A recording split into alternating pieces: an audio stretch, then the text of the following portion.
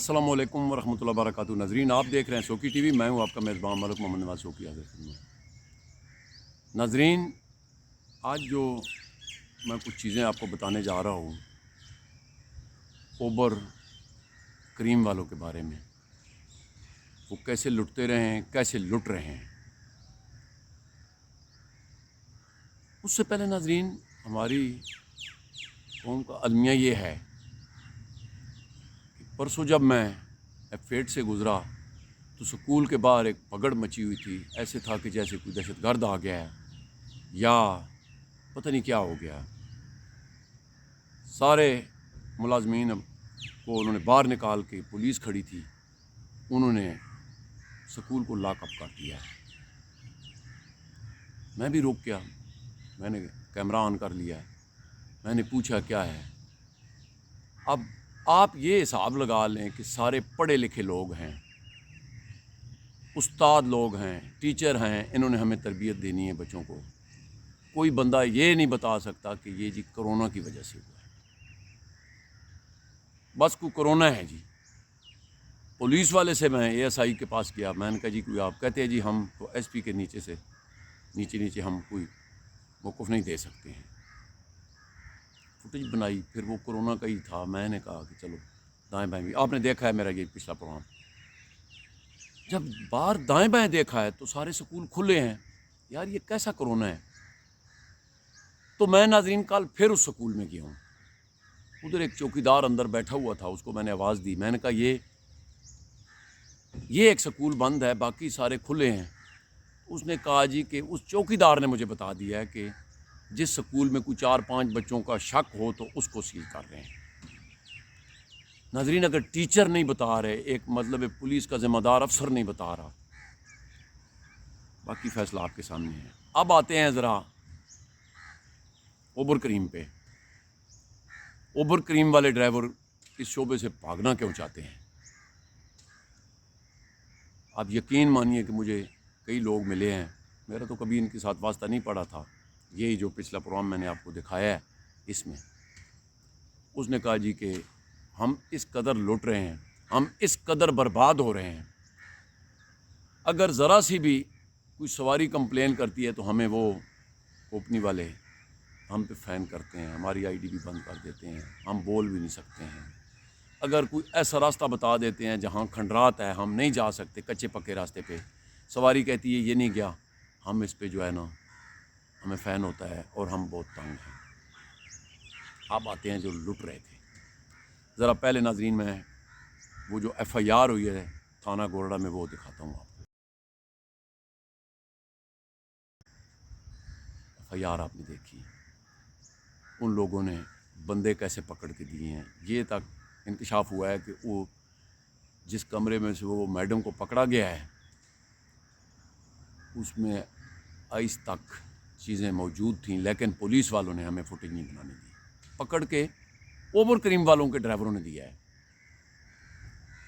लेकिन तफ्तीशी साहब ने क्या किया है, 420 पता नहीं 4 एक दफ़ा लगा के वो काबिल ज़मानत केस को बना के वो तरखा दिया है। अब वो जो असल मुजरम है वो रोज़ अब भी लूट रहा है। मैंने ख़ुद भी तफ्तीशी से पूछा था कि ये क्यों नहीं पूछे हो। वो असल में मोबाइल पे काम करता है ना, तो हमारे तक तो नहीं है। अब नाज़रीन, मैं उसका कुछ स्टोरियाँ मुझे पता चला है, इंशाल्लाह बहुत अनकरीब मैं आपके वो सामने भी लाऊंगा, वो बंदे छूटे कैसे।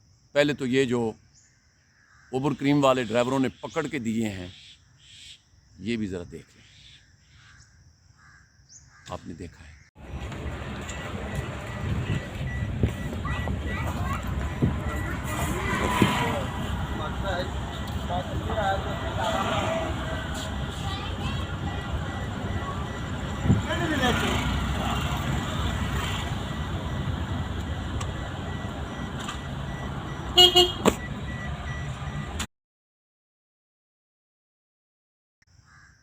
आपने देखा है वो कैसे जा रहे हैं।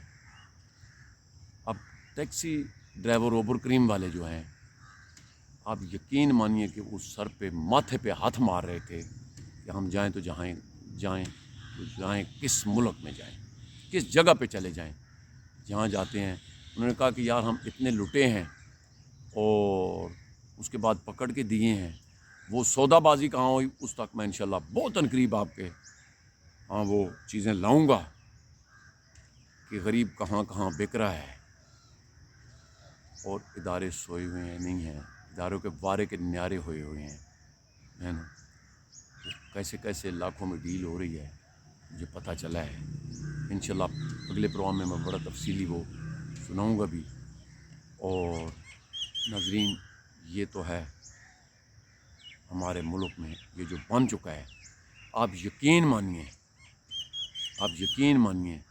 کہ غریب آدمی رول رہا ہے، روٹی کو ترس رہا ہے، خودکشیوں پہ مجبور ہے، بچے بیچنے پہ مجبور ہے، لیکن جو بڑے بڑے لوگ ہیں ان کو یہ نہیں پتہ۔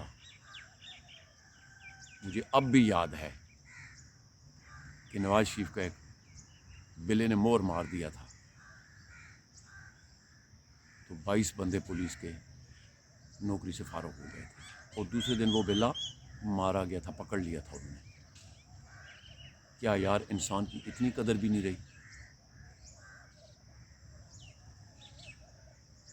عمران خان صاحب مینوں احساس ہے کہ تو ایک محب وطن آدمی ہے، لیکن مشینری نو زنگ لگ چکا، اور یقین مانیے مجھے پتہ ہے کہ یہ آرڈر اوپر سے کچھ ہوتا ہے آگے بنا کے کچھ یہ پیش کر کے، لیکن اس کو ثابت کرنے کے لیے آدمی کی زندگی گزر جاتی ہے، لیکن وہ ثابت نہیں ہوتا، اور وہ لوگ دندناتے پھرتے ہیں، اور وہ پھر آگے سے مذاقیں بھی اڑاتے ہیں۔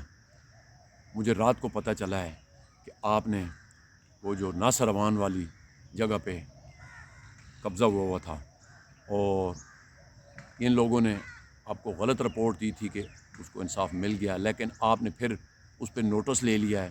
میں انتہائی آپ کو اپریشیٹ کرتا ہوں، اور جن لوگوں نے آپ کو غلط رپورٹ دی ہے اللہ اور اللہ کے رسول کے واسطے ان کو کیفر کردار تک پہنچاؤ، تاکہ دوسرے لوگوں کو یہ پتہ چلے کہ نہیں کبھی کبھی ایسے بھی ہوتا ہے۔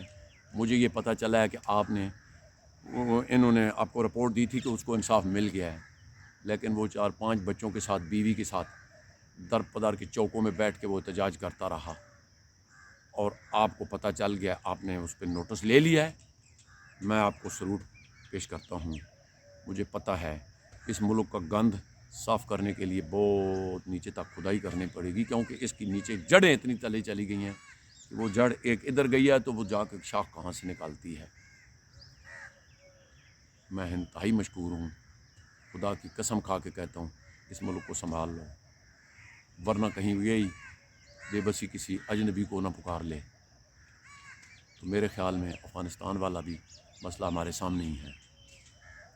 تو یہ ریاستی ادارے جو بھی ہیں، آپ ذمہ دار اپنی ذمہ داری کا ثبوت دیں، اور یہ اس پہ انصاف پہ جو کچھ بھی ہوتا ہے، جن لوگوں مظلوم لوگوں کا دادرسی کی جائے، جن کے ساتھ ناانصافیاں ہو رہی ہیں۔